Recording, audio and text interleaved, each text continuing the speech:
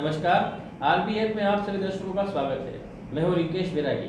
आज हम मिलेंगे डॉक्टर सुमित सोनी से। तो सुमित जी, आपका बहुत बहुत स्वागत है। नमस्कार। आप हमें ये बताइए कि अभी जो कोरोना महामारी चल रही है, अनलॉक हुआ है, इसमें हमें क्या व्यक्तिगत रूप से सावधानी रखनी चाहिए? कोरोना महामारी हमारे पूरे देश के लिए, इवन पूरी दुनिया के लिए नई बीमारी है। नई बीमारी के रूप में हमें हमारे सामने आई। थोड़े समय में हमें इससे पता चला कि कैसा बिहेवियर है इस बीमारी का, किस तरह से फैलती है। जैसे ही हमें पता चला तो हमारी सरकार ने और हमारे चिकित्सकों ने इसके उपाय बताए, कैसे हम इस बीमारी से बच सकते हैं। तो सबसे पहली बात यह है कि बीमारी किस तरह से फैलती है। ड्रॉपलेट इन्फेक्शन है और कम्युनिटी स्प्रेड होता है। जैसे कोई व्यक्ति खांसता है या छींकता है तो उसके ड्रॉपलेट के माध्यम से ये जो है इसका प्रसार होता है बीमारी का।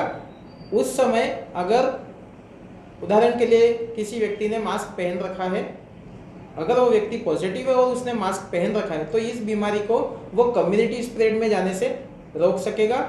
और जो दूसरे अन्य लोग हैं जो हेल्दी हैं, वो इस मास्क को अगर पहन के रखते हैं तो वो इस बीमारी से डेफिनेटली बच सकेंगे। तो सबसे पहली बात सामने ये आती है कि हमें मास्क का यूज़ जरूर करना है। मास्क हमें कहीं भी हो, हम घर से बाहर निकले तो मास्क हमें जरूर पहनना है। बिल्कुल डॉक्टर। और डॉक्टर साहब, आप रैपिड रिस्पॉन्स टीम में भी रहे हैं जी।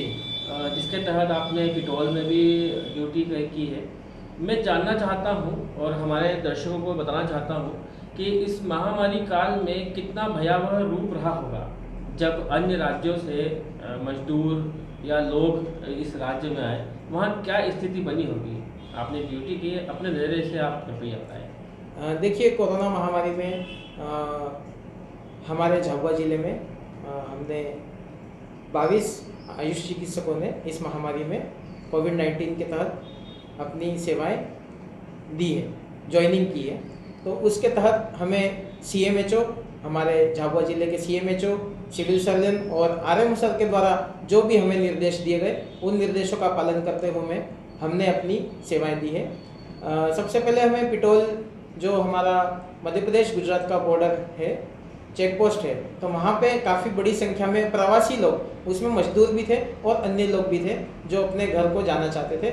उसमें कई राज्यों के लोग आए, जैसे यूपी, बिहार, झारखंड और अन्य भी प्रदेश के लोग जो है वहाँ आए। हमने उन लोगों की सबसे पहले स्क्रीनिंग की। उसमें सबसे पहली चीज़ है बुखार।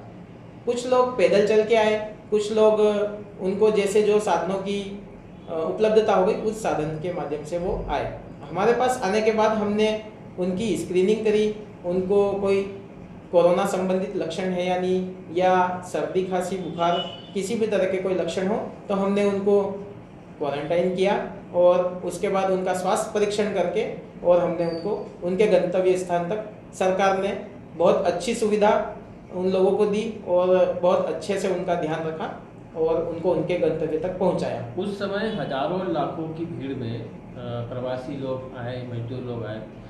किन किन समस्याओं का सामना आपको करना पड़ा? उस समय तापमान भी लगभग 42-45 डिग्री के आसपास उस समय था।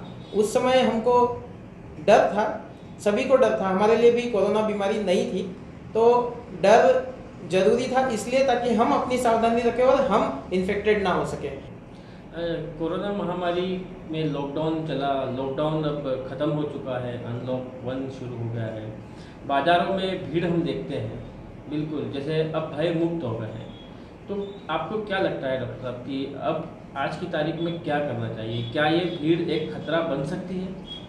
भीड़ बिल्कुल खतरा बन सकती है। कोरोना महामारी में भय शब्द का बहुत ही अच्छा रोल है। भय का रोल इस तरह से नहीं कि डर के और हमें हार जाना है। डरना है भी और नहीं भी।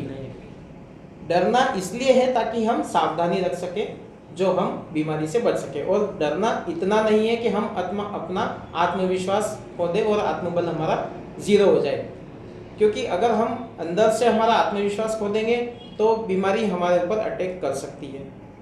हमें अपना इतना भय रखना है कि हम अपन सावधानी रख सकें, और इतना भी नहीं रखना है कि हम उससे बीमार भी हो बीमार हो जाए। जाए। ये दो बातें हैं शब्द का, शब्द। यहाँ अर्थ कुछ हो रहा है, यहाँ अर्थ कुछ हो रहा है। अच्छा, एक चीज़ और है डॉक्टर साहब कि इस बीमारी का इलाज अभी सब ढूंढ रहे हैं, देश में ढूंढ रहे हैं, विदेशों में ढूंढ रहे हैं, सब कुछ चल रहा है, लेकिन फिर भी आपके नज़रिए से इसका क्या इलाज है आज की देखिए तारीख? अभी जो है इस बीमारी पे रिसर्च चल रही है। अभी तक जो है लगभग 4-5 महीने होने को आए हैं। अभी तक कोई ऐसी प्रूव्ड मेडिसिन अभी तक नहीं आई है कि साक्ष्य के साथ कि हाँ ये दवाई इसमें काम कर सकेगी। परंतु जब तक दवाई नहीं आए तब तक हमें क्या करना है, तो हमें वही तीनों चीज़ करनी है। SMS, social distancing, mask and sanitiser. ये 3 चीज़ें हम अभी ये इनको दवाई के रूप में हमें लेना है, यही हमारी क्योंकि सुरक्षा है। सावधानी ही हमारी सुरक्षा है। जैसे कि एड्स बीमारी के लिए एक टैगलाइन चली थी, सावधानी ही सुरक्षा है, इसी के लिए भी यही माने जाएगा? बिल्कुल, हम इसके लिए इसको पूरी तरह से यूज़ कर सकते हैं। सावधानी ही सुरक्षा है। हम अगर सावधानी रखेंगे तो हम कोरोना से सुरक्षित रह पाएंगे। बहुत बहुत धन्यवाद RBF में आने के लिए डॉक्टर साहब। धन्यवाद।